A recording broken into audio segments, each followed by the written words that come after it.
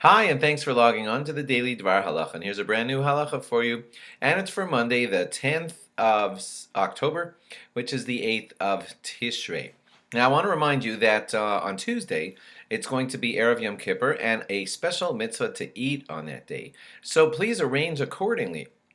I find that sometimes, I told you this a few weeks ago, sometimes if you don't prepare properly, you can end up missing out on the mitzvah by eating less because the Yetzer Hara is working against you. He's making you very busy with all the preparations of Yom Kippur. Make certain to eat, and make certain to eat with intention to fulfill the mitzvah. It's just a wonderful thing to do on Erev Yom Kippur.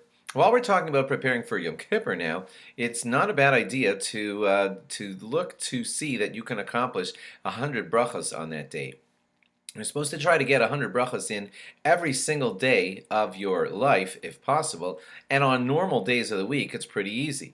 Each Shmona Esrei has in it 19 brachos, and if you say that 3 times a day, that's 3 times 19. Almost 60 of them right there, not quite. So you're well on your way. And the morning brachos are another batch, and then there's brachos in davening, and then there's benching, and a lot of those things aren't happening on Yom Kippur, and therefore your count of brachos is way down, and you should still try to get 100 brachos that day. One of the ways to help ramp up your number of brachos is to have some besamim available, and make the bracha of Baruch Atah Hashem Elokeinu Melech Haolam Borei Minei Besamim, and then sniff them. And then a while later, you can do it again with a bracha again, and that is considered appropriate.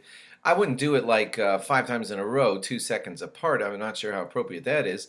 But, at good intervals, every once in a while, make a bracha on the besamim, and that bracha is totally appropriate, and you will be fulfilling that added custom of getting a lot of brachos in that day.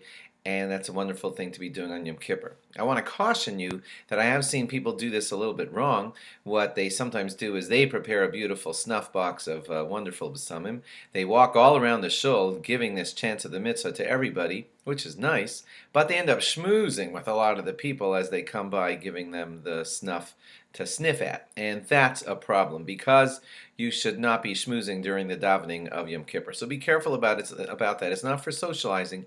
It's for trying to make many brachos, lots of amens, and helping people with a mitzvah, not schmoozing during davening. And might I just add, please be careful that the besamim that you're going to use qualify for a proper bracha of besamim. There are a couple of types of things that you might assume are besamim that are just liquid and might not count or something. So if you're going to use besamim, it should be something like cloves or